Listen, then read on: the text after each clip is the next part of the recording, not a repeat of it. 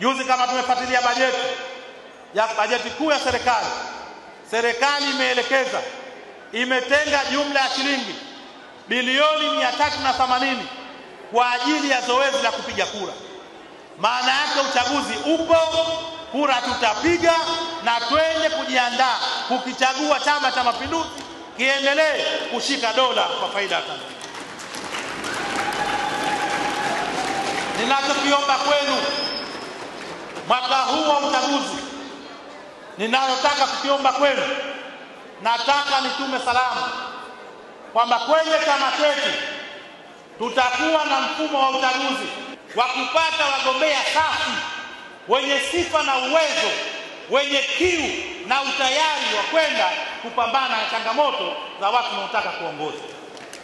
Kwa hiyo mabadiliko tuliyoyafanya kwenye katiba yetu ya kuongeza wapiga kura kwenye kura za maoni, hatukuwa na lengo la kumkomoa mtu.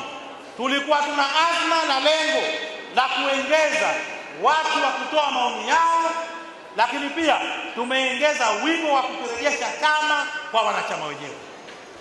Lakini la pili, tumefanya mabadiliko ya kuwapa nafasi viongozi wa vikao kupata nafasi ya kuchuja kwa kila mwenzetu anayeomba nafasi kwenye vyombo vya dola.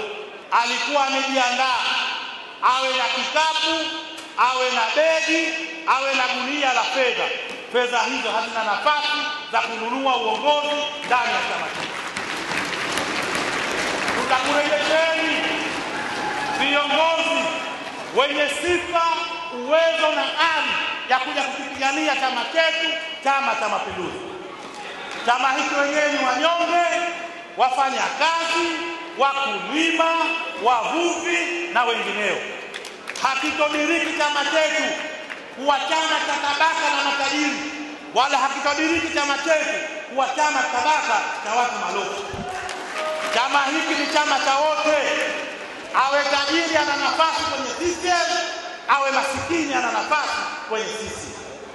Viongozi tutakaowaleta kwenu, tunawahakikishia tutakuleteeni viongozi wasafi, wenye sifa, wenye uwezo na utayari wa kwenda kuwatumikia watu. Na wala msiogope, kila mtu mwenye sifa na uwezo wa kuchukua fomu achukue fomu na chama kitamtendea haki. Hakuna mtu atakayebezwa kwa jinsia yake, hakuna mtu atakayebezwa kwa kipato chake, wala hakuna mtu atakayebezwa kwa rangi yake. Lakini vivyo hivyo hakuna mtu atabebwa kwa kipato chake, hakuna mtu atabebwa kwa familia yake, wala hakuna mtu atabebwa kwa upendeleo wake. Tunachowahakikishia na tunachowaomba ni kuombe mwenyekiti wetu wa CCM wa wilaya vifikishe salamu kwa mwenyekiti wetu wa CCM wa mkoa kwamba kuna watu wanagombea udiwani.